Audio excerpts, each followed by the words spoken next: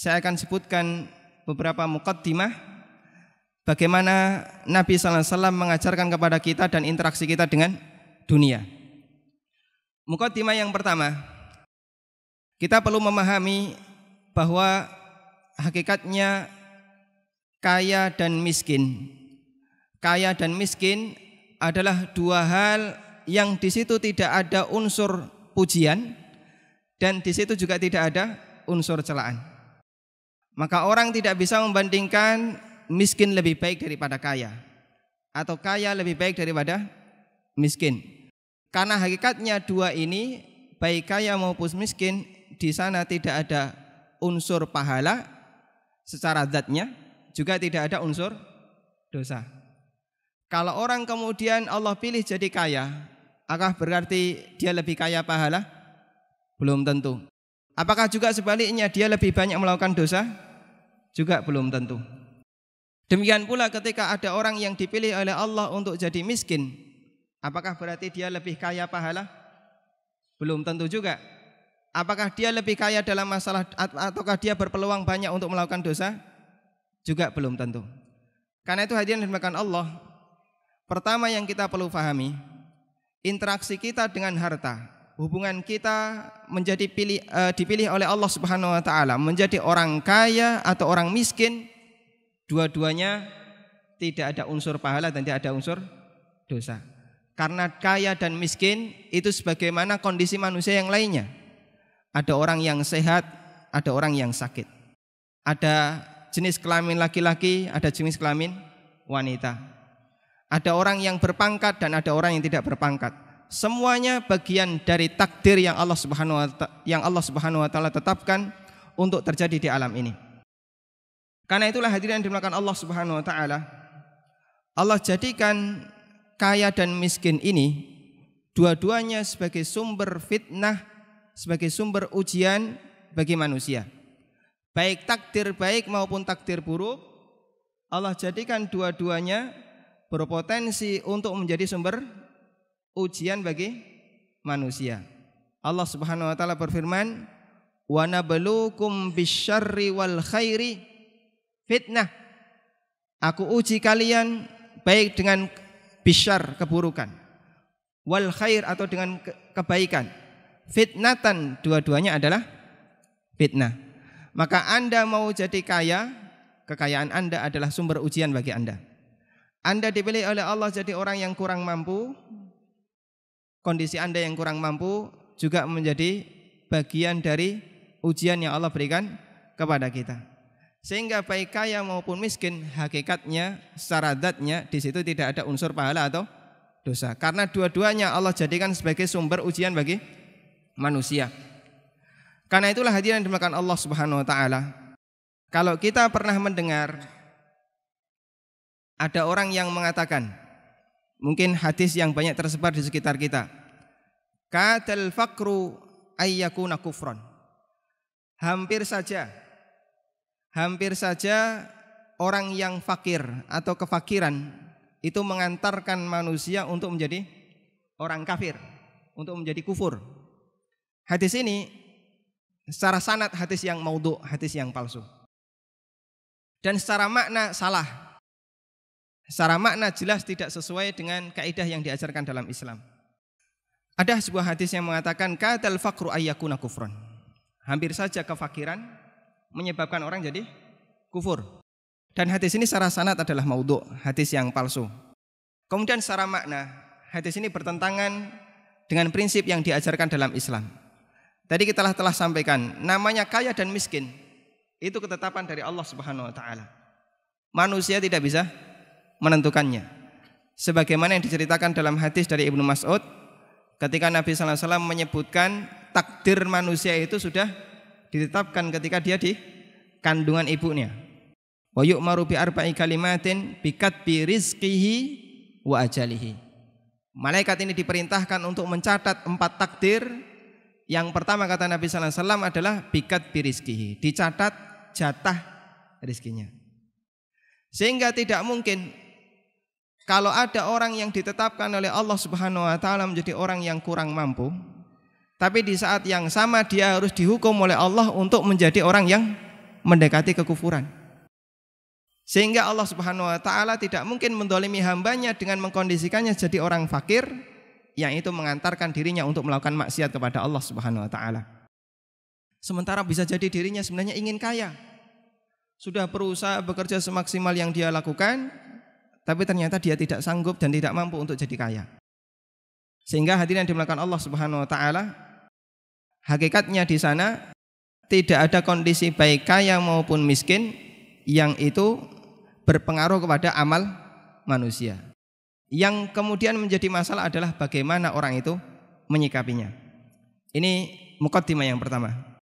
Kemudian muqaddimah yang kedua, di antara prinsip yang perlu kita pahami bahwa fitnah harta, fitnah dunia sebenarnya itu tidak hanya menjangkiti orang-orang yang kaya. Bahkan bisa jadi ada orang yang kurang mampu, orang yang miskin, yang dia lebih tamak terhadap dunia dibandingkan orang yang kaya. Kita bisa lihat banyak tokoh-tokoh Islam, banyak orang-orang yang dekat dengan Allah Subhanahu wa taala yang mereka kaya. Bahkan Allah Subhanahu wa taala jadikan manusia terkaya di kalangan para nabi. Nabi Sulaiman alaihissalatu wassalam, kekuasaan beliau, kerajaan beliau meliputi makhluk yang kelihatan dan makhluk yang tidak kelihatan. Dan beliau berdoa kepada Allah Subhanahu wa taala, Rabbi habli mulkan la yambagi li ahadim min ba'di. Ya Allah Subhanahu wa taala, berikanlah aku kerajaan yang tidak akan dimiliki oleh generasi setelahku. Karena itu tidak ada manusia yang lebih kaya dibandingkan Sulaiman alaihissalatu wassalam. Tidak ada orang yang kekuasaannya lebih luas dibandingkan Nabi Sulaiman alaihissalatu wassalam. Beliau memiliki kerajaan yang tidak mungkin dimiliki oleh manusia generasi setelahnya. Apakah berarti Sulaiman tercela dengan posisi seperti ini? Jawabannya tidak. Sulaiman bahkan menjadi orang yang sangat zuhud terhadap dunia. Bahkan beliau lebih zuhud dibandingkan orang-orang miskin yang derajatnya bukan nabi. Karena tentu saja ketakwaan para nabi lebih tinggi dibandingkan ketakwaan yang bukan nabi. Karena itulah hadirin dimakan Allah, namanya fitnah harta. Jangan sampai kita membayangkan nek aku randuwe berarti tidak tergoda dengan harta. Bukan demikian. Bisa jadi ada orang yang tidak mampu, orang yang miskin, tapi ketamakan terhadap dunia jauh lebih besar. Disebutkan dalam hadis riwayat Tirmidzi dan Imam Ahmad, Rasulullah SAW pernah menceritakan bahwa di dunia ini ada 4 jenis manusia. Beliau SAW mengatakan, innamad dunya li arba'ati nafarin. Sesungguhnya dunia ini isinya hanya 4 orang. Hanya dimiliki oleh 4 jenis manusia. Yang pertama, abdun razaqahullahu malan wa ilman, fahuwa yattaqi fihi rabbahu wa yasilu bihi rahimahu. Ada jenis yang pertama, manusia yang Allah Subhanahu wa taala berikan harta dan ilmu. Dia punya 2 modal kebahagiaan dunia dan akhirat. Hartanya memberikan jaminan banyak fasilitas baginya hidup di dunia, dan ilmunya membimbing dia agar dia bisa selamat di akhirat. Kemudian apa kata Nabi sallallahu alaihi wasallam? Fa huwa yattaqi fihi rabbahu wa yasilu fihi rahimahu. Dengan harta itu dia gunakan sebagai fasilitas untuk semakin bertakwa kepada Allah, dan dia gunakan untuk menyambung silaturahmi. Wa ya'lamu lillahi fihi haqqan, dan dia menunaikan hak yang menjadi kewajibannya untuk Allah Subhanahu wa taala. Kata Nabi sallallahu alaihi wasallam, "Fahada bi afdala manazil." Jenis yang pertama ini adalah manusia yang tingkatannya paling tinggi. Kemudian yang kedua kata Nabi sallallahu alaihi wasallam, "Wa 'abdun razaqahullahu ilman wa lam yarzuqhu malan." Yang kedua, ada orang yang Allah berikan ilmu tapi dia bukan orang kaya. Dia tidak diberi oleh Allah kelebihan harta. Fahuwa shadiqun niyyah, namun dia memiliki tekad yang kuat, niatnya jujur, sehingga dia mengatakan, lau anna li malan la'amiltu bi'amali fulanin. Andaikan Allah Subhanahu wa taala memberiku kelebihan harta, niscaya saya akan bisa beramal seperti fulan, orang yang kaya dan dia berilmu sehingga dia gunakan kekayaannya untuk ketaatan kepada Allah Subhanahu wa taala. Dan niatnya jujur, kata Nabi sallallahu alaihi wasallam. Apa balasannya? Kata Nabi sallallahu alaihi wasallam, "Fawwa bi niyatihi fa ajruhuma sawa." Disebabkan karena niatnya, kata Nabi sallallahu alaihi wasallam, fa ajruhuma sawa, pahala dua orang ini sama. Meskipun dia tidak beramal, dia tidak mengeluarkan harta karena dia tidak memilikinya, namun karena niatnya yang jujur sehingga punya angan-angan andai punya harta, saya akan menjadi seperti fulan dan fulan yang berusaha beramal dengan hartanya untuk Islam, Allah Subhanahu wa taala berikan apa? Pahala yang sama. Dan ini memberikan pelajaran bagi kita jamaah yang dimuliakan Allah. Kita itu dianjurkan oleh Nabi sallallahu alaihi wasallam untuk memperbanyak berangan-angan, terutama angan-angan kebaikan. Fa innat tamanni minad du'a. Karena yang namanya angan-angan itu bagian dari doa. Maka tidak ada salahnya kalau Anda punya angan-angan, andaikan saya seperti Pak A, Pak B yang dia punya kelonggaran rizki, kemudian saya bisa beramal banyak seperti yang dia lakukan. Minimal dalam kasus ini kita memiliki pahala niat. Kita memiliki pahala niat sekalipun kita tidak beramal. Perbanyak angan-angan. Termasuk hasad tidak? Termasuk hasad tidak? Kenapa tidak, Pak? Diizinkan oleh Nabi sallallahu alaihi wasallam. Hasad itu kalau kita membayangkan agar nikmat yang dimiliki oleh orang lain itu hilang.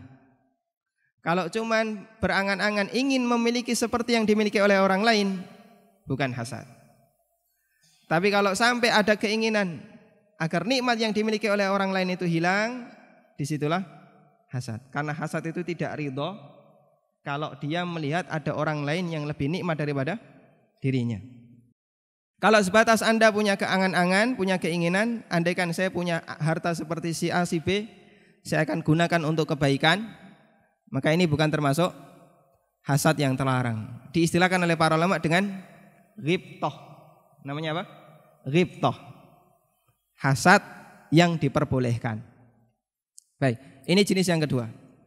Kemudian kata Nabi sallallahu alaihi wasallam, beliau melanjutkan jenis yang ketiga.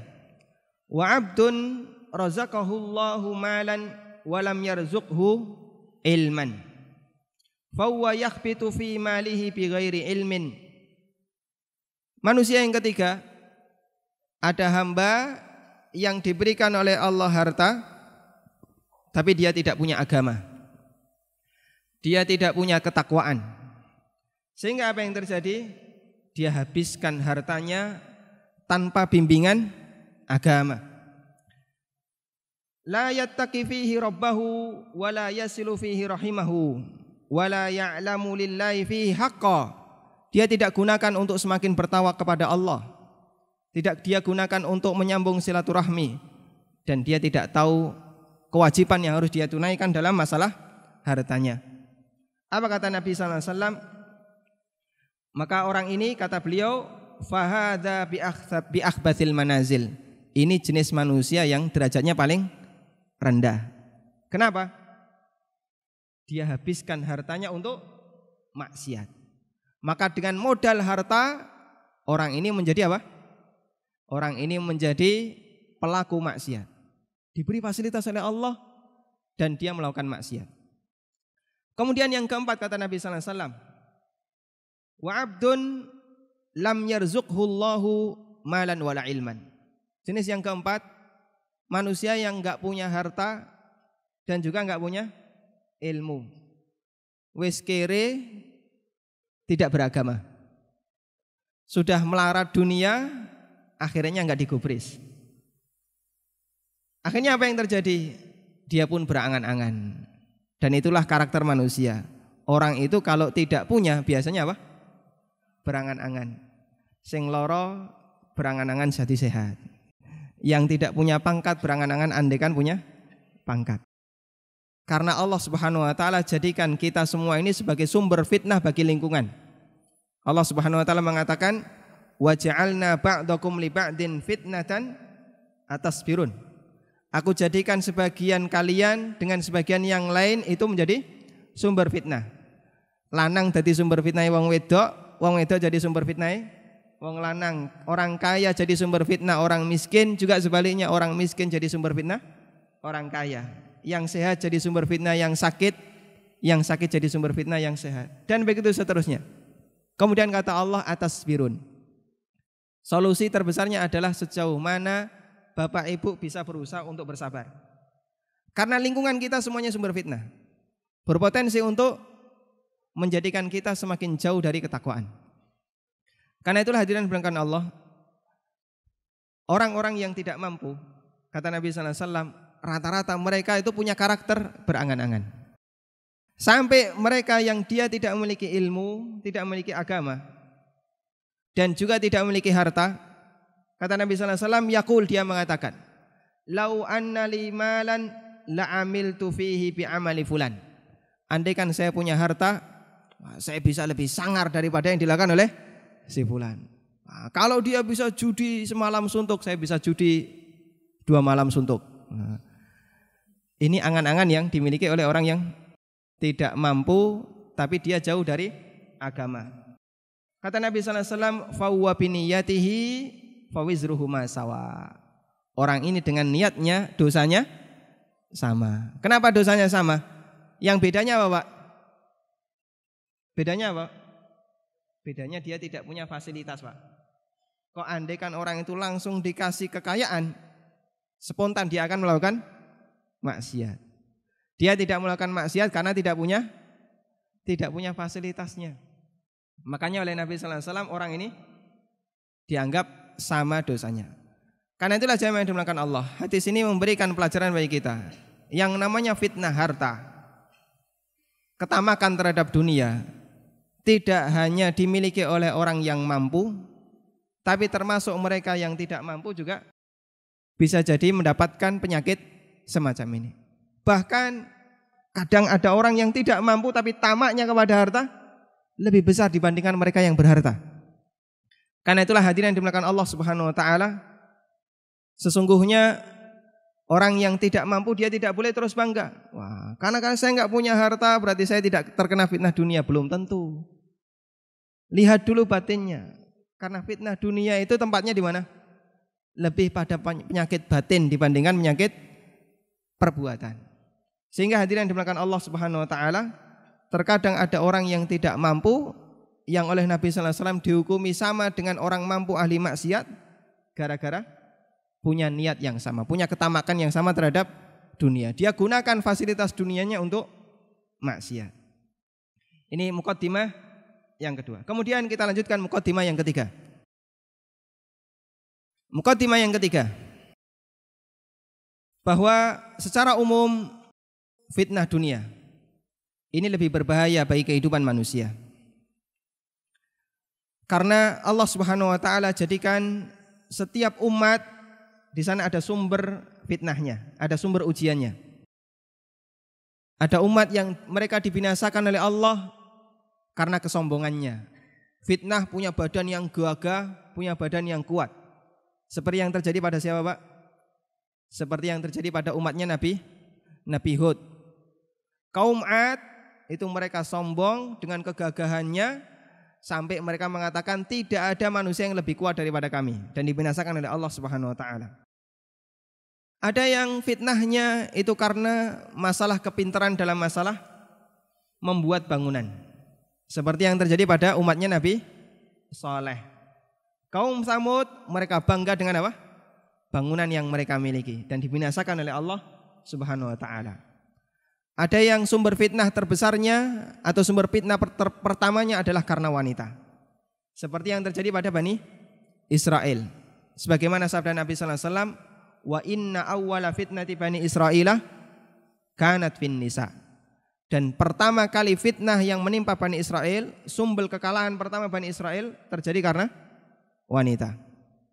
Dan untuk umat Muhammad sallallahu alaihi wasallam, Rasulullah sallallahu alaihi wasallam meletakkan sumber bencana bagi kita pada masalah harta. Karena itulah hadirin dimuliakan Allah, dari sekian banyak yang bisa menjadi sumber-sumber ujian, harta ini yang paling berbahaya bagi umat Muhammad sallallahu alaihi wasallam. Sebagaimana disebutkan dalam hadis yang diriwayatkan oleh Imam Ahmad dan Tirmidzi, Rasulullah sallallahu alaihi wasallam mengatakan, "Inna likulli ummatin fitnah wa fitnatu ummati hiyal mal." Setiap umat itu punya fitnah dan fitnah umatku diletakkan dalam harta. Karena itulah hadirin dimuliakan Allah Subhanahu wa taala, Rasulullah sallallahu alaihi wasallam sampai menyebut gara-gara fitnah harta itu banyak agama seseorang yang jadi rusak. Banyak orang yang kemudian rusak agamanya, semakin jauh dari kebenaran disebabkan apa? Tamaknya kepada harta dan jabatan.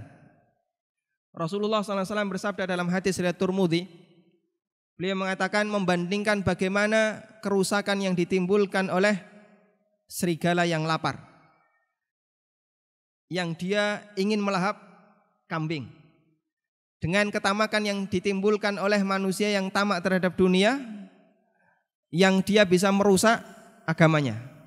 Kata Nabi SAW, "Madhibani ja'ian." Dua serigala yang lapar, ursila fi ghanamin, ketika dia dilepas di tengah kerumunan kambing, bi'afsadalaha min hirsil mar'i alal mali wasyaraf, tidak lebih berbahaya, tidak lebih merusak dibandingkan ketamakan manusia untuk mendapatkan harta dan jabatan, lidinihi, sampai merusak agamanya. Kalau Bapak Ibu bisa bayangkan, ketika serigala itu dilepas di tengah kerumunan kambing dan dia lagi sangat lapar. Mungkin yang sini ada yang putus kakinya, yang situ ada yang kupingnya putus, yang situ perutnya sobek, yang situ. Dia akan merusak dengan segala yang bisa dia lakukan. Akan banyak kambing yang cacat. Kata Nabi sallallahu alaihi wasallam, ketamakan manusia terhadap dunia, terhadap harta dan jabatan, itu bisa lebih merusak bagi agamanya dibandingkan model serigala seperti ini. Mungkin ada hukum yang sedikit demi sedikit dia tinggalkan. Kalau gini enggak apa-apa, dalam rangka dapat. Kalau gini enggak apa-apa, biar dapat. Kalau gini enggak apa-apa, biar bisa terus kerja, dan begitu seterusnya. Banyak orang yang dia itu ngrogoti hukum gara-garanya apa? Ingin mendapatkan kesejahteraan dunia. Hukum ditawar sedikit demi sedikit, tahap demi tahap untuk mendapatkan kesejahteraan dunia. Ini bagaimana contoh gambaran Nabi sallallahu alaihi wasallam, fitnah harta yang menyerang umatnya sampai dia menjadi sebab kerusakan agama seseorang. Orang itu jadi tidak mau terdidik, Pak. Sulit untuk diajak terdidik, sulit untuk diajak mendekat kepada aturan. Gara-garanya apa? Ingin mempertahankan kesejahteraan dunia. Bapak Ibu bisa lihat, apalagi di zaman kita, Masya Allah. Sampai ada orang yang punya prinsip bagaimana? Golek sing haram wae angel, apa mana golek sing halal. Jadi alasan tuh, Pak ya. Makanya enggak masalah Anda kerja di sini, Anda kerja di sini. Yang penting pokoknya nyambut gawe orang maling. Kalau kayak gini prinsipnya bahaya. Ini bagaimana salah satu contoh pengaruh besar tamak dunia sampai menyebabkan kerusakan bagi agama seseorang. Bahkan sampai ada Dewan Syuro yang mengubah fatwa. Gara-gara apa? Gara-gara dibayar. Ini fatwanya kalau tidak diubah nanti donasi enggak ngalir. Diganti fatwanya, Pak. Ini contoh bagaimana pengaruh besar fitnah dunia terhadap kerusakan agama. Karena itulah Nabi sallallahu alaihi wasallam beliau lebih takut ketika harta dibentangkan untuk umat manusia. Maka potensi mereka untuk rebutan, untuk saling mendolimi lebih besar. Nabi sallallahu alaihi wasallam mengatakan, "Mal faqra akhsha ilaikum, walakin akhsha alaikum am tubsata lakumud dunya." Kefakiran itu bukan yang lebih aku takutkan, namun yang lebih aku takutkan adalah ketika dunia itu dibentangkan untuk kalian. Fatafshalu kama fashalu, sehingga kalian itu berebut, saling berebut sebagaimana dulu Bani Israel saling berebut untuk mendapatkan dunia.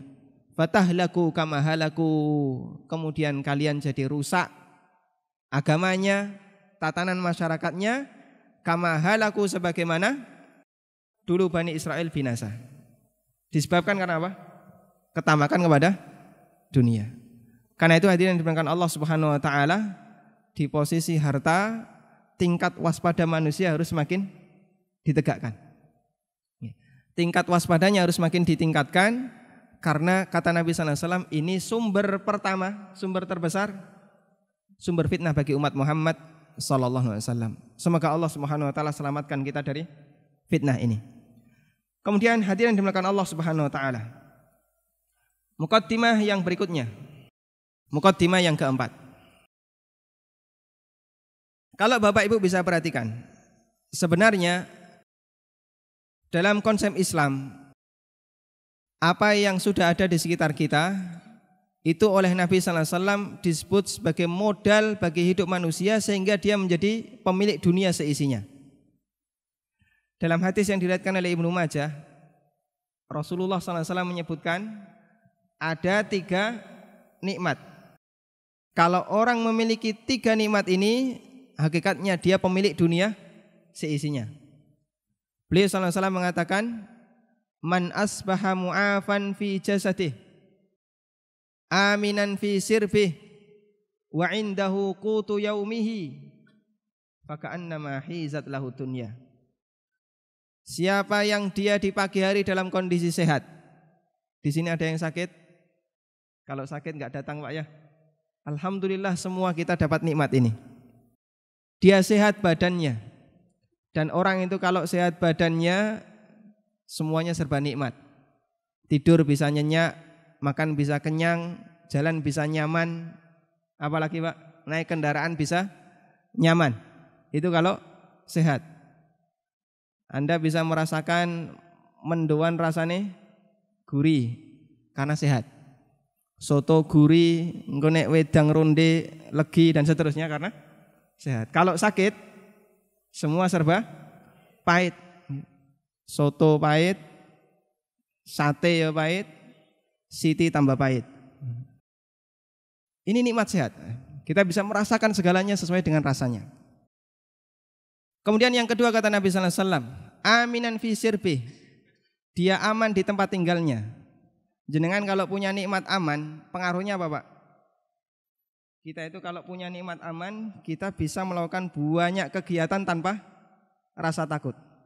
Ada enggak orang yang ketika keluar dari rumahnya sampai masjid ini terus muncul was-was deg-degan? Jangan. Engkau ndak ditembak orang atau nanti ndak. Ada enggak perasaan kayak gitu Pak? Alhamdulillah kita diberi oleh Allah Subhanahu wa taala nikmat yang luar biasa ini. Keluar dari rumah sampai masjid tidak ada yang ditakutkan. Jangan-jangan nanti dihadang orang, enggak ada perasaan kayak gitu sama sekali Pak ya. Jangan-jangan nanti ada tembak yang nyasar, enggak ada sama sekali. Alhamdulillah. Coba Bapak Ibu bayangkan, andai kan Masjid Darussalam ini ada di Palestina Pak. Mungkin saya enggak jadi ke sini Pak. Kita enggak jadi kajian ya. Kita tidak bisa melakukan banyak aktivitas. Makanya nikmat aman itu salah satu di antara nikmat yang Allah jadikan sebagai alasan agar orang musyrikin Quraisy mau masuk Islam. Jadi salah satu nikmat yang Allah berikan kepada penduduk Mekah, musyrikin Quraisy, mereka itu mau melakukan perjalanan kemanapun selalu aman Pak. Mau ke Yaman untuk dagang aman, mau ke Syam untuk dagang juga aman. Li'ila fi Quraisy ila fihim rihlatash syita was-saif. Karena kebiasaan orang Quraisy yang mereka melakukan perdagangan di musim dingin dan musim panas. Kalau musim panas mereka melakukan perdagangan ke daerah Yaman. Kalau musim dingin mereka dagang ke daerah Syam. Yang itu diberi oleh Allah jaminan keamanan. Salah satu sebabnya apa? Karena mereka penghuni Mekah yang di situ ada Ka'bah. Ini nek wani ganggu wong musyrikin Quraisy, berani ganggu orang Quraisy, maka nanti selamanya dia tidak akan bisa haji. Sementara seluruh jazirah Arab mereka mengaku penganut ajaran Ibrahim yang masih butuh untuk melakukan haji ke Baitullah. Sehingga salah satu di antara Allah Subhanahu wa taala berikan nikmat kepada mereka, Allah jadikan mereka itu aman dalam melakukan perjalanan karena mereka bertetangga dengan Ka'bah. Yaitu kata Allah Subhanahu wa taala, "Falyabudu rabb hadzal bait." Karena itu sembah pemilik Ka'bah ini. Artinya masuklah Islam. Alladzi at'amahum min ju' wa amanahum min khauf. Yang memberikan makanan bagi kalian sehingga tidak mengalami kelaparan. Padahal yang namanya tanduran di Mekah itu tidak bisa tukul. Sulit untuk kemudian berkembang apalagi berbuah. Terus dari mana mereka dapat makanan? Semuanya serba impor. Wa amanahum min khauf, dan Allah Subhanahu wa taala berikan mereka jaminan keamanan dari rasa takut. Sehingga nikmat aman ini salah satu alasan Allah Subhanahu wa taala perintahkan mereka untuk masuk Islam. Menunjukkan betapa besarnya nikmat aman. Makanya hadirin dimuliakan Allah, ajaran yang disampaikan Nabi sallallahu alaihi wasallam, salah satu di antara prinsip yang beliau sampaikan adalah berusaha mempertahankan nikmat aman ini. Maka kita dilarang untuk memberontak pemerintah, dilarang untuk bikin onar di tengah masyarakat, dan seterusnya. Kita diperintahkan untuk taat kepada pemerintah. Itu tujuan besarnya adalah menciptakan keamanan. Karena ini nikmat besar. Maka jangan diganggu dengan perbuatan-perbuatan yang menyimpang seperti pemberontakan, kemudian demonstrasi dan seterusnya. Ini dalam rangka mempertahankan nikmat iman. Kemudian yang ketiga kata Nabi sallallahu alaihi wasallam, wa indahu qutu yaumihi. Dia punya bahan makanan di hari itu. Alhamdulillah, saya yakin Bapak Ibu semuanya punya jatah bahan makanan sampai 3 bulan ke depan. Bahkan lebih ya. Saya enggak yakin ada di hari ini yang bingung nanti mau makan apa. Kalau bingung nanti mau milih makanan apa itu ada ya. Tapi kalau bingung nanti mau makan apa enggak ada. Kecuali santri. Ini menunjukkan bahasanya kita diberi jaminan makanan oleh Allah Subhanahu wa taala. Anda kalau punya 3 ini kata Nabi sallallahu alaihi wasallam, faka'annama hizat lahu dunya. Maka seolah-olah dunia dibentangkan untuk kita. Tinggal apakah mau kita gunakan untuk kebaikan atau sebaliknya kita gunakan untuk berbuat maksiat kepada Allah Subhanahu wa taala. Demikian yang bisa kita sampaikan untuk sesi yang pertama. Semoga bisa kita lanjutkan setelah Isya. Wassallallahu ala nabiyyina Muhammadin wa ala alihi wa sahbihi wasallam. Wa akhiru ta'wana alhamdulillahi rabbil alamin. Assalamualaikum warahmatullahi wabarakatuh. Alhamdulillah hamdan katsiran thayyiban mubarakan fihi mubarakan alaihi kama yuhibbu rabbuna wa yardah. Wa asyhadu an la ilaha illallah wahdahu la syarikalah. Wa asyhadu anna Muhammadan abduhu wa rasuluh sallallahu alaihi wa ala alihi wa sahbihi wa sallama tasliman katsira amma ba'du. Bapak Ibu yang kami hormati, kita akan lanjutkan bagaimana Allah Subhanahu wa taala dan nabinya sallallahu alaihi wasallam mengajarkan kepada kita dalam memahami hakikat dunia dan interaksi serta hubungan kita dengan dunia. Selanjutnya muqaddimah yang ke berapa Pak? Kelima. Bagian yang perlu kita pahami bahwa dalam hidup di dunia ini setiap manusia tidak akan pernah lepas dari yang namanya ujian dan cobaan. Bisa dipastikan dia akan mendapatkan rasa tidak nyaman dalam hidupnya. Baik yang kaya maupun yang miskin, dia akan mengalami ujian. Karena itulah Allah Subhanahu wa taala menyebut hidup kita sebagai sesuatu yang sangat melelahkan. Allah Subhanahu wa taala berfirman, "Ya ayyuhal insanu innaka kadihun ila rabbika kadhan famulaqih." Wahai manusia, sesungguhnya kalian itu betul-betul capek. Capek dalam apa? Capek dalam menjalani hidup. Ya ayyuhal insanu innaka kadihun ila rabbika kadha. Kalian itu betul-betul capek ila rabbika ketika menuju Allah Subhanahu wa taala. Artinya menuju kematian. Famulaqih, sampai kalian ketemu Allah Subhanahu wa taala, artinya sampai mati. Maka siapapun manusia pasti dia akan mengalami capek dalam hidupnya. Entah dia orang yang kaya maupun yang miskin, pasti dia akan mengalami kelelahan dalam hidupnya. Dan capek yang kita alami, sebagaimana ujian yang kita alami, ada yang sifatnya lahir, ada yang sifatnya batin. Ada ujian yang Allah Subhanahu wa taala timpakan dalam fisik kita. Ada ujian sakit, ujian berat dalam mencari nafkah, ujian berat ketika menghadapi cuaca dan seterusnya. Ada juga ujian yang Allah Subhanahu wa taala berikan kepada kita dalam bentuk ujian batin. Kita punya pikiran yang tidak nyaman, punya beban tanggungan yang jadi pikiran kita, punya masalah yang mengganggu pikiran kita dan seterusnya. Sehingga manusia dalam hidup pasti menghadapi capek dua ini. Kalau enggak capek lahirnya, capek fisiknya, dia capek batinnya. Enggak ada orang yang tidak capek dalam hidup. Karena itulah hadirin dimakan Allah, salah satu di antara nasihat yang disampaikan oleh Hasan Al-Basri rahimahullah kepada khalifah ketika itu, yaitu Umar bin Abdul Aziz. Beliau rahimahullah mengatakan, "I'lam anna dunya daru dha'nin wa laysa bidari iqamatin." Fahamilah bahwasanya dunia itu kita cuman mampir dan bukan untuk menetap. Wa innallaha anzala Adama ila dunya uqubatan. Dan kita perlu ingat, Allah Subhanahu wa taala menurunkan Adam ke dunia tujuannya untuk apa? Uqubatan, untuk menghukum Adam. Karena Adam melakukan pelanggaran, dilarang oleh Allah Subhanahu wa taala untuk mendekati sebuah pohon di surga, namun dia langgar, dihukum oleh Allah dengan diturunkan di dunia. Padahal Bapak Ibu bisa lihat, Adam ketika turun di dunia itu jadi orang yang raja tanah, Pak. Karena semuanya punya Adam. Tinggal ngapling. Sekarang di sini semeter berapa, Pak? Masya Allah. Itu andaikan dijual sama Adam, betapa kayanya beliau. Namun Allah Subhanahu wa taala turunkan Adam ini bukan untuk menikmati dunia. Justru keberadaan Adam di dunia sebagai bentuk hukuman dari Allah Subhanahu wa taala.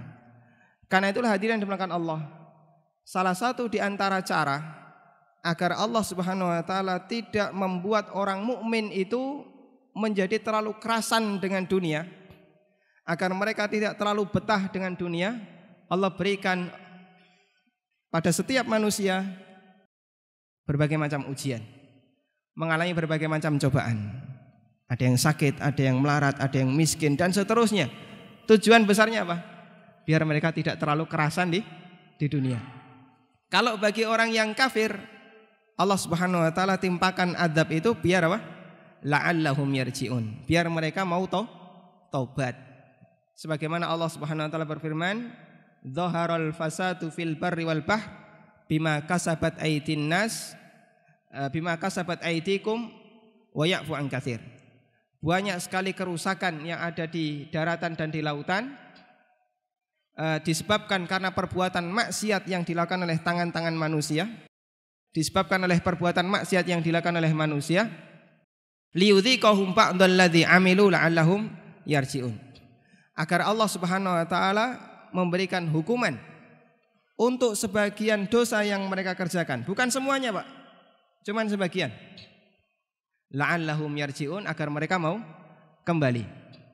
Jadi peringatan Allah Subhanahu wa taala atau tujuan Allah memberikan kita berbagai macam kesusahan, berbagai macam musibah, tujuannya adalah agar kita tidak terlalu betah dengan dunia, dan ketika kita dalam kondisi sedang bermaksiat kita mau bertobat.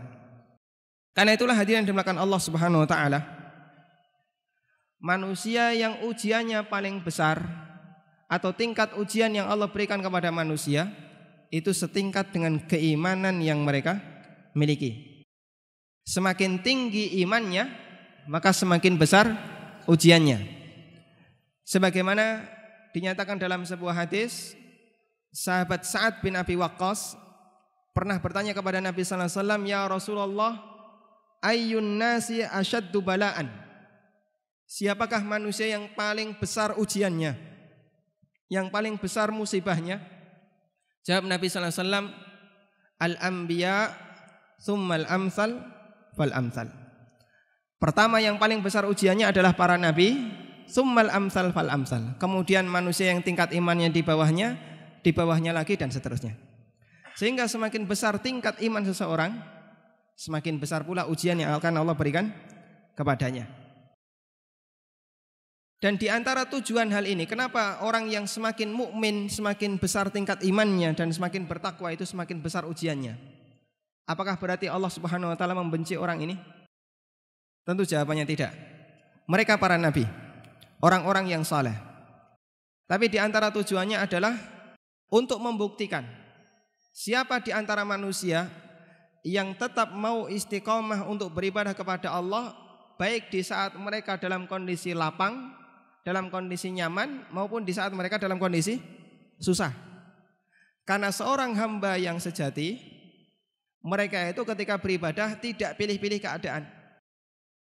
Kalau kemudian orang itu mau beribadah, mau dekat dengan Al-Quran dan Sunnah, mau dekat dengan syariat, kalau pas menguntungkan saja, ini bukan model seorang hamba yang sejati.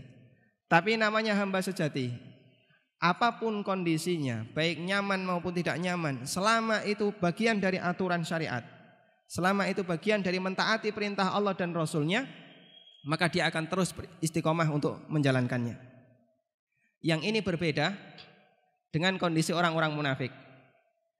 Jadi jamaah dimakan Allah, di masa silam, di masa Nabi sallallahu alaihi wasallam, ada beberapa orang Arab Badui yang dia menyimpan sifat kemunafikan. Bagaimana kondisinya? Mereka itu menyebut Islam sebagai agama menguntungkan, mau untuk memeluk agama Islam kalau agama Islam itu menguntungkan, kalau agama Islam itu memberikan banyak harta kepadanya. Sebaliknya, kalau kemudian mereka masuk Islam tapi justru malah mendapatkan beban berat, hidup mereka makin susah, maka mereka akan tinggalkan Islam. Allah Subhanahu wa taala menyebut orang ini sebagai manusia yang beragama di pinggiran. Beragama di pinggiran. Jadi seolah-olah dia itu melihat, waspada dia. Kalau kira-kira menguntungkan masuk Islam, kalau merugikan keluar dari Islam. Dan dulu Nabi Muhammad SAW bagi masyarakat Arab, karena saking dermawannya beliau, Nabi Muhammad SAW di tengah masyarakat Arab itu dikenal sebagai sosok yang suka bagi-bagi duit. Ini begitu menang perang dapat rampasan harta ghanimah yang banyak dibagi-bagi. Sehingga sampai banyak di antara orang-orang Badui yang pikiran mereka hanya dunia dan dunia, mereka masuk Islam di antara sebabnya adalah ingin dapat jatah bagian ghanimah. Wah, nanti kalau gabung sama pasukannya Muhammad dikasih sekian puluh onta, dikasih belasan onta dan seterusnya. Itu di antara motivasi orang-orang Arab Badui. Allah Subhanahu wa taala menyebut model manusia kayak gini, beragama di pinggiran. Mau taat kalau syariat itu ngasih jaminan keuntungan, tapi tidak mau taat kalau kemudian syariat itu malah merugikan. Allah Subhanahu wa taala berfirman, "Wa minan nas may ya'budullaha ala harfin." Ada di antara manusia yang mereka beribadah kepada Allah di pinggiran. Jadi kalau enak dia masuk, kalau enggak enak keluar. Apa kata Allah Subhanahu wa taala? Fa in asabahu khairun itma'an nabi. Kalau dia mendapatkan kenikmatan, dia merasa nyaman dengan Islamnya. Sampai mereka berkomentar, inna dinana hadza la salihun. Agama kita yang baru ini memang betul-betul agama yang jos, top markotop. Kenapa? Karena begitu masuk Islam dapat harta. Begitu masuk Islam dapat keuntungan. Sebaliknya, wa in asabathu fitnatun inqalaba ala wajhi. Kalau dia sedang dapat ujian, kalau dapat kesusahan, dia berpaling, dia murtad, dia meninggalkan Islam, dia meninggalkan aturan, tidak mau mendekat ke Islam. Ini kata Allah model manusia yang beribadah di pinggiran. Kemudian Allah Subhanahu wa taala nyatakan di akhir ayat, khasirat dunya wal akhirah. Dzalika huwal khusranul mubin. Model manusia kayak gini, model menungso seperti ini, rugi dunia akhirat. Itulah kerugian yang paling nyata. Bapak Ibu bisa jumpai ya. Di masyarakat kita masih banyak orang seperti itu. Dia mau sholat nek ndek duit. Nek begitu pas lagi melarat, orang gelem sholat. Banyak enggak Pak? Banyak enggak? Bahkan Masya Allah Pak, sebab terbesar orang murtad jadi Kristen itu gara-gara apa? Masalah duit. Melbu Islam ya orang nambah rizki. Orang no sing gatekno gitu. Tidak ada yang memperhatikan, enggak ada yang ngasih duit. Nah ini ada tawaran. Kayak sarimi karo jarik tambah ketu. Pindah agama dia. Hanya dengan masalah urusan perut Pak. Dan sebenarnya orang kayak gini mau pindah di agama manapun, dia itu manusia yang nggak ada manfaatnya bagi Islam. Mau dia jadi Muslim, mau dia jadi agama yang lain, tidak memberikan pengaruh banyak bagi Islam. Dia pun kalau di tengah kaum muslimin tidak kemudian berusaha untuk memberikan kebaikan bagi umat. Namun kita sangat menyayangkan ya. Karena masalah agama ini taruhannya kebahagiaan dunia akhirat. Dia rela untuk pindah agama hanya gara-gara masalah dunia. Ini contoh nyata bagaimana orang itu beragama di pinggiran. Dan masih banyak lagi. Ada juga ya, terutama dalam masalah halal haram dalam pekerjaan Pak. Masih sering kita jumpai ada orang yang khawatir kepada putra-putrinya, anaknya. Nanti kalau kamu berjilbab orang sing gelem ngelamar. Wah, jare sapa kan gitu. Nanti kalau kamu seperti ini, wah nanti kamu enggak dapat pekerjaan nanti kan ini. Kadang ada orang yang dia mau meninggalkan syariat, itu pertimbangannya masalah kesejahteraan dunia. Masalah penghasilan dan seterusnya. Sebabnya apa? Karena dunia. Padahal Allah Subhanahu wa taala berikan ujian, ada yang melarat, ada yang susah, ada yang sakit dan seterusnya. Tujuannya adalah agar mereka tidak terlalu kerasan di dunia dan ingat akan kehidupan besok di akhirat.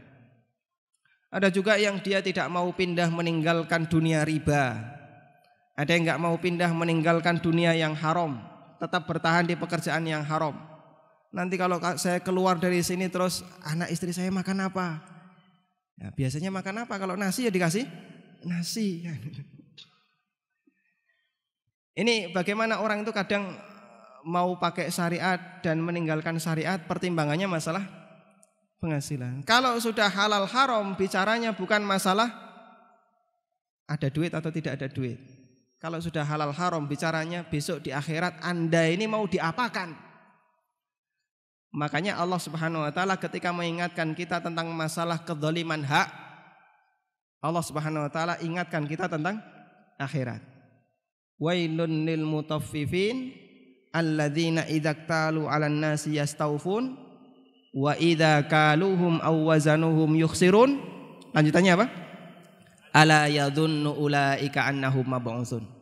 Tidakkah mereka itu ingat yakin kalau mereka akan dibangkitkan? Jadi dalam masalah halal haram pertimbangannya bukan masalah ada duit atau tidak ada duit, ada pekerjaan atau tidak ada pekerjaan. Pertimbangannya besok Anda itu mau diapakan di akhirat. Karena yang masuk dalam diri kita sesuatu yang mendatangkan hukuman. Dan kata Nabi sallallahu alaihi wasallam, kullu lahmin nabata min suhtin fannaru aula bihi. Setiap daging yang tumbuh dari sesuatu yang haram sudah selayaknya untuk mendapatkan neraka. Kemudian yang keenam, bahwa syariat mengajarkan kepada kita hakikat dari kebahagiaan yang dimiliki dalam kehidupan manusia adalah ketika orang itu punya sifat qanaah. Kalau orang itu terima dengan setiap pemberian yang Allah berikan, baik sedikit maupun banyak, maka dia akan merasa paling bahagia di alam ini. Dan kata kuncinya satu itu, qanaah. Setiap manusia yang qanaah, maka dia pasti bisa merasakan kebahagiaan. Karena itulah Imam Syafi'i pernah mengatakan dalam sebuah bait syairnya, idza ma kunta dha qalbin qanu fa anta wa malikud dunya sawa. Kalau kamu punya hati yang qanaah, maka kamu dengan raja dunia sama saja. Kalau sudah qanaah, dia nggak bakalan kemudian punya kepikiran andaikan punya seperti itu, andaikan andai. Karena dia sudah merasa puas dengan apa yang dia miliki. Karena itulah jamaah yang dimuliakan Allah Subhanahu wa taala, Rasulullah SAW dalam beberapa doa beliau itu minta kepada Allah agar diberi al-ghina. Agar diberi al-ghina. Yang artinya apa? Kekayaan, kecukupan.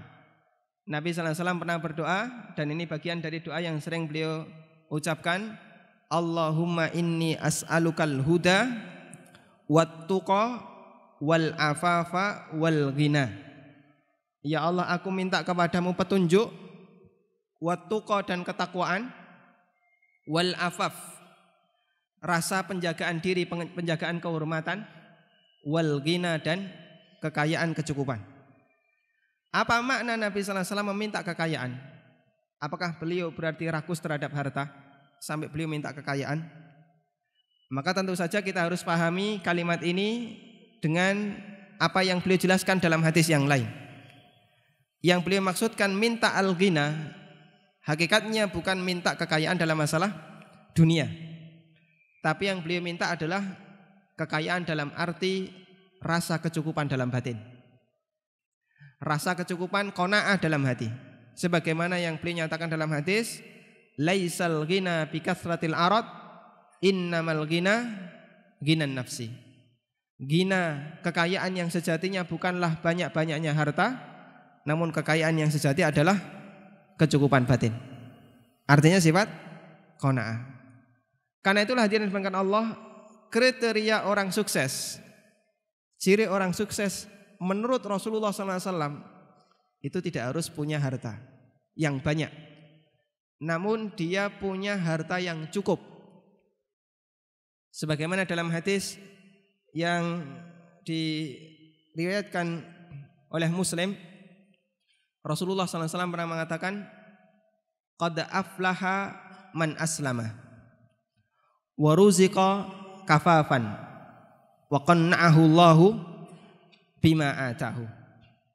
Ada 3 ciri orang yang bahagia, kata Nabi SAW. Qad aflaha. Ada 3 ciri orang yang beruntung, berbahagia.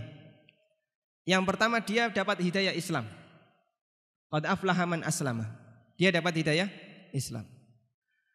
Kemudian yang kedua, waruziqa kafafan. Dia diberi rizki yang cukup sehingga tidak sampai harus meminta kepada orang lain. Kehormatannya terjaga. Dan itulah yang dimaksud permintaan Nabi SAW. Beliau minta al-afaf. Al-afaf itu terjaga kehormatan dari sisi urusan perut dan dari sisi urusan di bawah perut. Terjaga kehormatan dari sisi masalah harta dan dari sisi masalah nafsu seksual. Muslim yang bahagia, kata beliau, dia mendapatkan rizki yang cukup sehingga tidak sampai meminta-minta. Kemudian yang ketiga, ini urusan batin. Wa qanna'ahu Allahu bima atah. Dan Allah jadikan dia makhluk yang qanaah, menerima terhadap setiap apa yang Allah berikan kepadanya. Orang punya 3 ini, kata Nabi SAW, dia manusia yang aflaha. Dia manusia yang berbahagia, beruntung. Ini karena hakikat kebahagiaan bagi setiap muslim, hakikat kebahagiaan bagi seorang mukmin bukan dalam masalah banyak-banyaknya harta, namun sejauh mana dia memiliki sifat qanaah. Kemudian jamaah yang dimuliakan Allah Subhanahu wa taala, muqaddimah yang berikutnya, yang ke-7. Ini dalam kaitannya dengan kenapa orang yang sudah mendapatkan banyak fasilitas, tapi mereka masih merasa resah dalam hidup. Kita bisa melihat perbedaan paling besar antara orang yang dapat fasilitas di dunia dan orang yang dapat fasilitas di surga. Perbedaan paling mendasarnya adalah padahal dia sama-sama punya kekayaan, punya berbagai macam fasilitas, perbedaannya adalah karena sifat iri ada dalam diri mereka. Karena itulah hadirin yang dimuliakan Allah, hasad dan iri adalah sebab terbesar manusia itu tidak bisa qanaah dan tidak bisa hidup nyaman di dunia. Dan itu dimiliki oleh hampir semua manusia. Karena sifat ini baru hilang ketika kapan? Pada saat Anda masuk surga. Sehingga bagian dari kenikmatan surga, kata Allah Subhanahu wa taala, Allah cabut dalam diri penduduk surga sifat hasad. Andaikan bukan karena dicabut sifat hasad, penduduk surga tidak akan bisa merasakan kebahagiaan. Kok bisa, Pak? Karena tingkat kenikmatan yang mereka miliki berbeda-beda. Anda bisa bayangkan, Masya Allah, kono kok luwih dhuwur surgane, kan gitu. Iku kok bidadarine luwih banyak. Yang itu bidadarinya lebih cantik misalnya. Maka apa yang dia miliki jadi enggak kepikiran. Dia tidak bisa menikmati apa yang dia miliki. Nanti belum lagi istrinya nesu gara-gara apa? Bojone punya lebih dari 2 bidadari. Di mana kebahagiaan kalau kemudian orang yang sudah punya banyak fasilitas tapi ternyata masih punya keinginan untuk memiliki yang tidak dia miliki. Ternyata dia masih ngelirik yang dimiliki oleh orang lain. Karena itulah kebahagiaan penduduk surga, salah satu sebabnya adalah Allah Subhanahu wa taala cabut dalam diri mereka semua unsur iri, benci, hilang semuanya. Allah Subhanahu wa taala mengatakan, wa naza'na ma fi qulubihim min ghillin ikhwanan ala sururin mutaqabilin. Aku cabut dalam hati penduduk surga min ghillin, kebencian dan iri, sehingga enggak ada sifat hasad di surga. Anda bisa melihat penduduk surga yang ada di atas Anda itu seperti apa, Pak? Seperti kita melihat bintang. Dia mendapatkan kenikmatan yang jauh lebih indah mungkin daripada yang ada di bawahnya, namun tidak ada perasaan hasad. Mereka, kata Nabi sallallahu alaihi wasallam, ala qalbin wahid, hatinya itu sama. Jadi kita kalau kemudian ketemu orang yang lebih tinggi derajatnya, enggak sedih kita, enggak kemudian minta dan iri kepadanya. Ini karakter penduduk surga. Semuanya bahagia. Makanya ada ibu-ibu yang tanya, ini kalau kita masuk surga terus suami kita dikasih bidadari, apa gak nanti padu karo bidadari? Insya Allah tidak, Bu, tenang saja. Semuanya hidup nyaman. Gak bakalan mungkin orang yang sudah masuk surga sementara dia merasa benci dengan yang lain. Karena salah satu di antara beban batin manusia itu apa? Adanya sifat benci. Jenengan kalau gedeng karo wong liya niku pripun, Pak? Kalau benci sama orang lain gimana yang terjadi, Pak? Ketemu itu susah ya. Begitu ketemu sakit hati. Kalau bisa kita menjauh dengan dia, semakin banyak yang dibenci, makin susah hidupnya, makin tertekan hidupnya. Karena itulah Ibnul Jauzi pernah mengatakan, wa ma taba 'aisyu ahlil jannah illa hina nuzi'al hasad wal ghil min suturihim. Dan penduduk surga tidak akan bisa merasakan kenikmatan surga kecuali setelah dicabut dalam diri mereka sifat hasad dan kebencian dari hati-hati mereka. Walaula annahu nuzi'a tahasatu wa tanghassu aishuhum. Andaikan bukan karena Allah Subhanahu wa taala mencabut sifat hasad dalam diri mereka, bisa dipastikan mereka akan saling hasad. Karena nikmat di surga itu bertingkat. Sementara manusia selalu membayangkan ingin mendapatkan yang lebih. Wa tanqasu aishuhum, sehingga hidup mereka sempit. Meskipun sudah banyak fasilitas, kalau masih pingin lebih lagi, maka sebenarnya kekayaan itu enggak ada manfaatnya. Karena itulah hadirin dimuliakan Allah, al-faqr. Al-faqr intinya bukan dalam masalah karena tidak punya duit, karena tidak punya harta. Namun al-faqr makna sesuai dengan makna bahasanya. Al-faqr maknanya adalah al-hajah. Maknanya al-hajah. Maka orang disebut faqr, orang disebut fakir kalau dia selalu butuh. Wis duwe omah 5 sik kurang 7. Berarti fakir dia. Targetnya kan masih banyak, Pak ya. Ini yang belum punya rumah punya cuman target 1. Lebih fakir mana? Yang target 7 apa 1? Lebih fakir 1, Pak. Lebih fakir 7. Semakin besar keinginannya, kebutuhannya, maka dia semakin fakir. Karena inti fakir adalah al-hajah. Semakin banyak hajat dia kepada orang lain, maka dia semakin fakir.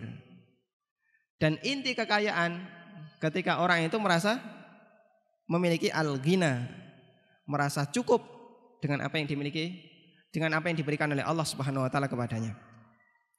Karena itulah hadirin dimakan Allah, coba kita berusaha untuk memperjuangkan penyakit besar ini, hasad, Pak.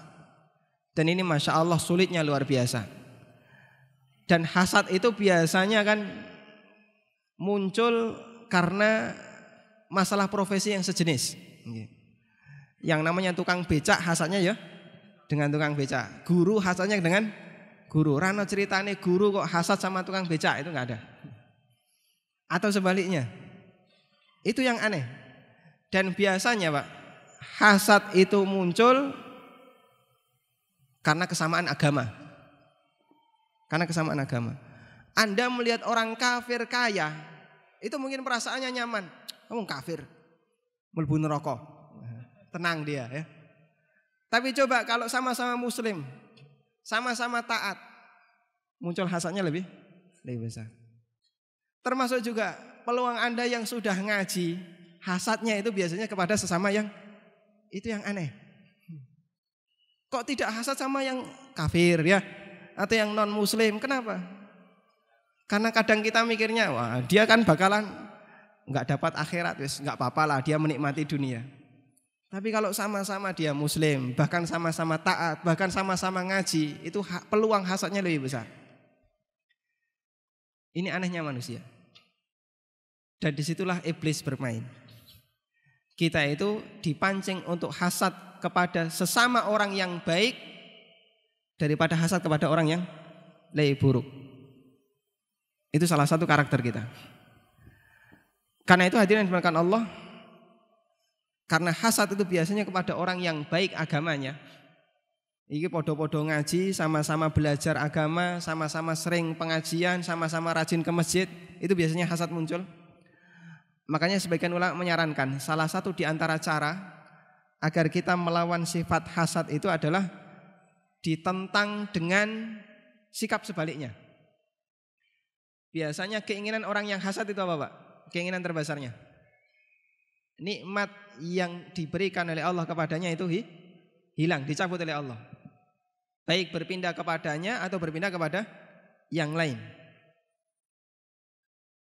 Karena itu saran agar kita tidak terpengaruh dengan sifat ini, doakan kebaikan untuk orang tadi. Doakan kebaikan. Wah nggak bisa, saya itu pengen dia itu nek iso ya cilaka kok. Tapi dilawan dengan sebaliknya. Ini saran Imam Ibnu Utsaimin.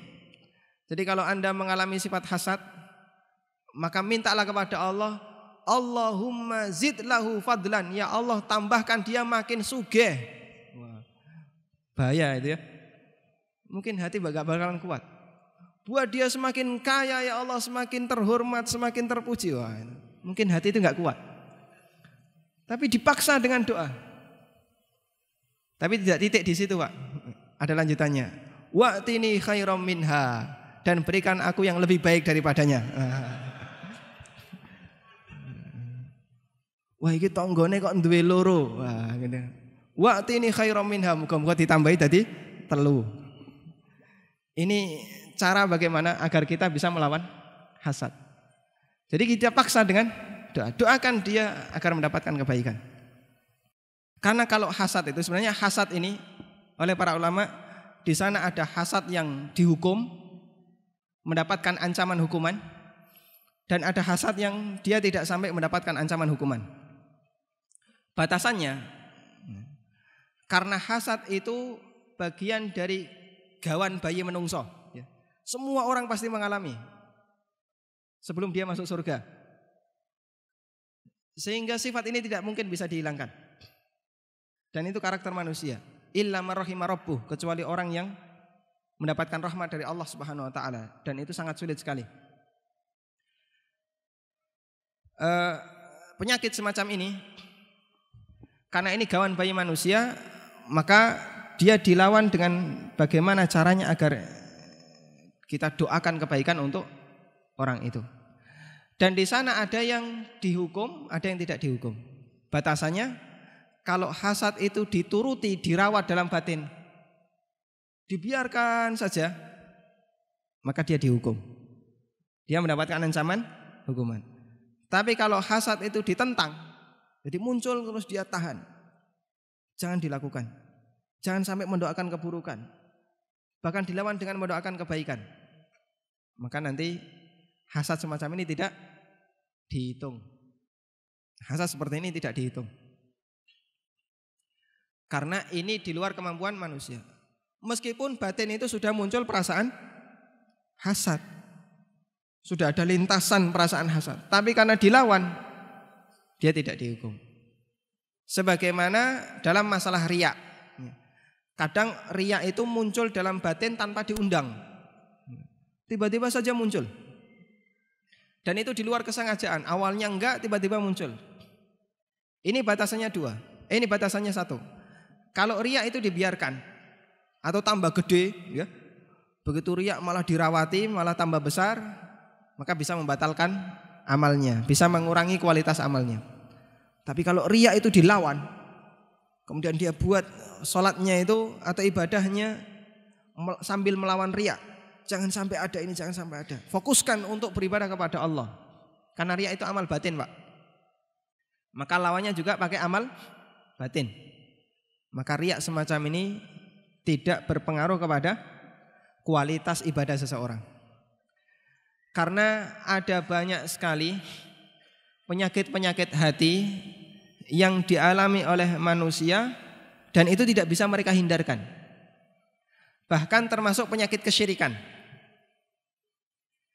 Seperti yang namanya was-was karena masalah bulan tertentu atau hari tertentu. Yang namanya tiaroh, ya. Berkeyakinan sial karena bulan tertentu atau hari tertentu. Ini sudah ada sejak zaman jahiliyah.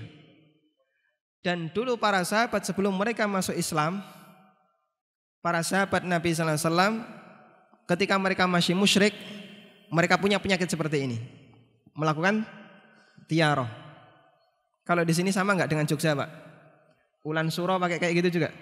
Sama, Pak, ya? Sama? Oh, banyak, sama ya. Ini beda dengan tradisi Jawa Timur, Pak, ya.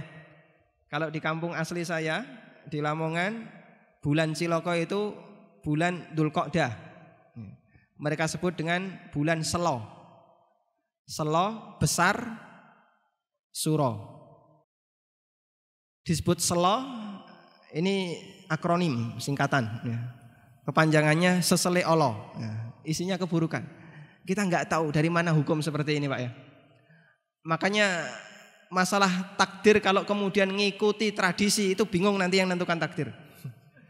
Kalau di sana bulan celakanya bulan Dzulqa'dah, di sini bulan Suro, kemudian kalau di Arab itu bulan Safar, bulan Safar itu bulan Ciloko. Nah, ini mana yang mau dipakai? Pakai standar Arab bulan Safar atau pakai standar Jawa Tengah bulan Suro atau Jawa Timur bulan Selo? Bingung jadinya. Karena itulah keyakinan seperti ini termasuk di antara keyakinan kesyirikan. Dan ketika Nabi sallallahu alaihi wasallam mengingatkan at-tiyaratu syirkun, at-tiyaratu syirkun, tiara itu syirik, tiara syirik. Apa kata Ibnu Mas'ud ketika beliau menyampaikan hadis ini? Jawab beliau, wa ma minna illa. Setiap kami para sahabat itu punya perasaan kayak gitu. Wa ma minna illa. Enggak ada satupun di antara kami kecuali di sana ada tiaroh. Kenapa? Bawaan sejak lahir, Pak. Didikan di zaman jahiliyah yang masih terbawa sampai sekarang. Termasuk kita yang hidup di masa silam yang penuh dengan tradisi-tradisi Jawa yang belum dibersihkan ya.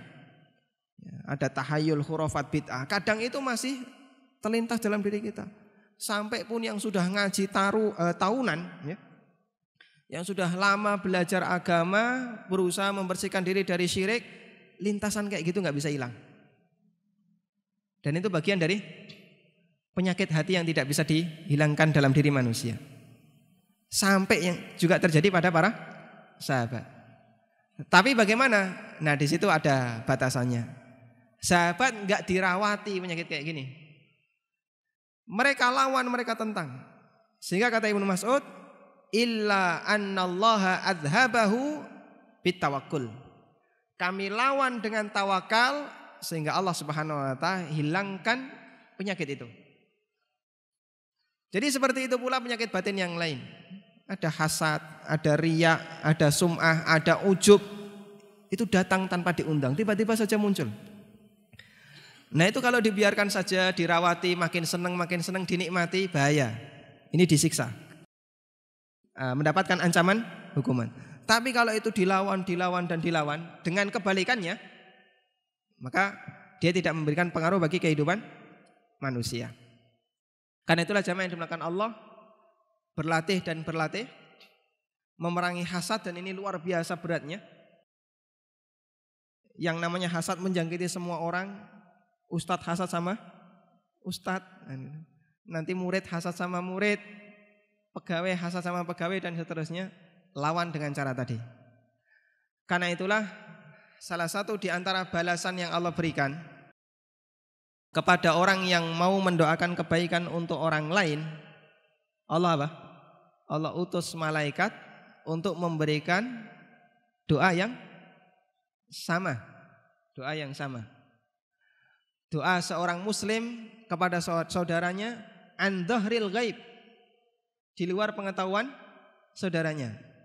Makanya jenengan kalau mendoakan orang lain jangan bilang-bilang, Pak, kowe wis tak dongakno. Hindari yang kayak gini, Pak. Diamkan sajalah. Sudah. Kayak mau minta terima kasih. Oh, matur nuwun wis didongakno. Apa jasa kita? Cuman mendoakan saja kok ya. Yang ngasih siapa? Allah. Kadang ada orang itu saking pelitnya, Pak ya. Dongakno saja itu minta dibayar. Minimal rasa terima kasih. Wis tak dongakno ora dikai jajan maksudnya. Ini manusia ya. Yang namanya dongakno itu susahnya apa sih? Tapi kadang ada orang kayak gitu ya. Nah, sehingga Nabi sallallahu alaihi wasallam memberikan balasan. Orang yang mendoakan saudaranya tanpa diketahui oleh yang didoakan, balasannya apa? Illa arsalallahu malakan faqala walaka bimithlin. Allah Subhanahu wa taala akan mengutus seorang malaikat, kemudian malaikat ini mengatakan amin walaka bimithlin. Doanya diaminkan oleh malaikat, dan kemudian malaikat menambahkan semoga kamu juga mendapatkan yang semisal. Lebih makbul mana? Doa kita apa doa malaikat? Doa siapa? Malaikat. Makanya jenengan kalau berdoa, kalau minta sesuatu, punya keinginan sesuatu, saya pingin rezeki saya bertambah, saya pingin penghasilan saya bertambah, saya pingin apa bertambah ya. Maka salah satu di antara caranya jangan langsung minta, ya Allah tambahkan saya ini, tambahkan saya itu, enggak. Cari kira-kira koncone jenengan sing butuh sinten, Pak. Wah, itu ra duwe padha karo aku. Doakan dia, Pak. Ya Allah berikan kepada fulan ABC seperti yang kita minta. Semoga Allah Subhanahu wa taala mendatangkan malaikat kemudian mengucapkan amin walaka bimislin. Sing golek jodoh ra nemu-nemu. Cari teman pesaingnya. Nah, ini sama-sama nyari jodoh ya. Doakan dia. Allah Subhanahu wa taala akan mengutus malaikat dan mendoakan amin walaka bimithlin. Ini namanya kalau dalam fisika namanya teori pemantulan. Iya, hadirin yang dimuliakan Allah Subhanahu wa taala. Kenapa kok sampai diberi seperti itu? Karena orang yang mendoakan orang lain, bukti bahwasanya dia itu tidak punya rasa hasad. Bukti dia itu saling mencintai saudaranya. Sehingga sampai dia doakan kebaikan untuk saudaranya. Karena itulah terkadang dulu para ulama pada saat mereka tidak suka dengan orang lain, mereka doakan kebaikan untuknya. Bukan malah didoakan keburukan, semoga ciloko dan bukan ya. Didoakan kebaikan. Karena orang semacam ini ingin mendapatkan keutamaan dua kali. Yang pertama melawan rasa bencinya. Yang kedua ingin mendapatkan ucapan amin dari malaikat. Demikian yang bisa kita sampaikan. Terima kasih Bapak Ibu telah sabar mendengarkan. Semoga Allah Subhanahu wa taala memberkati kita semua. Wassallallahu ala nabiyyina Muhammadin wa ala alihi wa sahbihi wasallam wa akhiru da'wana alhamdulillahi rabbil alamin.